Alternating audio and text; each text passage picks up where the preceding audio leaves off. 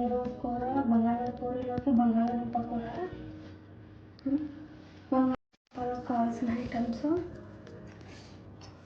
ఇలాచీ, లవంగం, సాజీరా, దాల్చిన చెక్క, ఉప్పు, పసుపు, ఇంగువ, పచ్చిమిర్చి, కొత్తిమీర, పుదీనా, ఉల్లిపాయలు, ఇది వరిశనగకాయలు, ఇది బంగాళాదుంప. ఇప్పుడు ముందుగా మనం స్టవ్ వేయించుకోవాలి.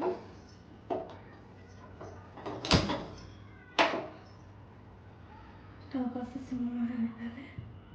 దీనికి 1 టేబుల్ స్పూన్ పోయాలి ఆయిల్.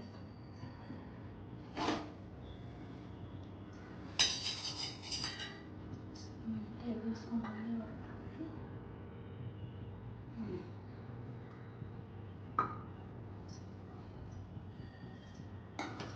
ఒక్కొక్క ఐటమ్స్ వేసేయాలి. ఫస్ట్ దాల్చిన చెక్క,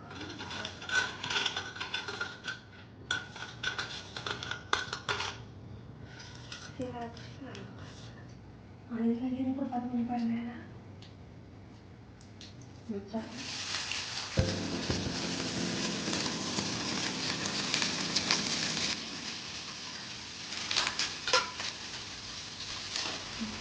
ఇది వేగిన తర్వాత ఇవన్నీ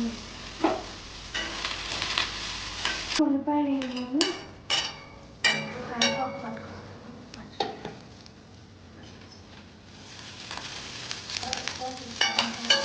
ఇందులో కొత్తిమీర, బంగాళాదుంప, పుదీనా ఇవన్నీ వేసారు తర్వాత ఒక 5 నిమిషాలు మగ్గబెట్టాలి. మగ్గిన తర్వాత బంగాళాదుంపలు వేయాలి.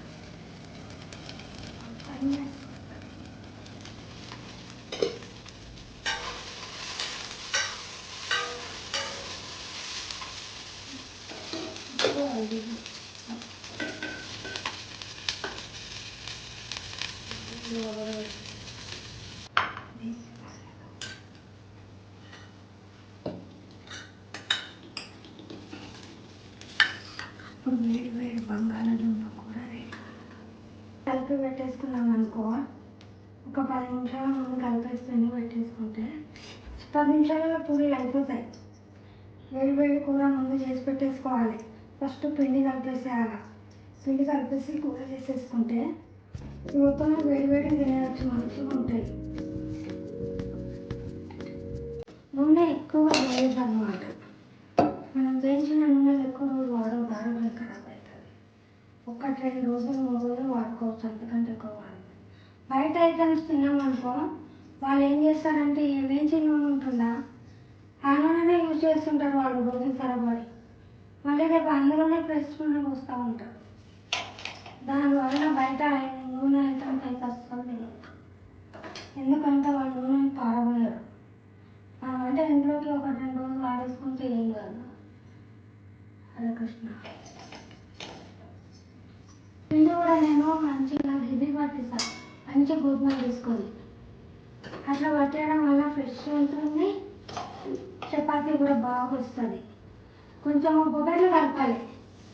గోధుమలలో బొబ్బర్లు కలిపితే రొట్టె మంచిగా వస్తుంది.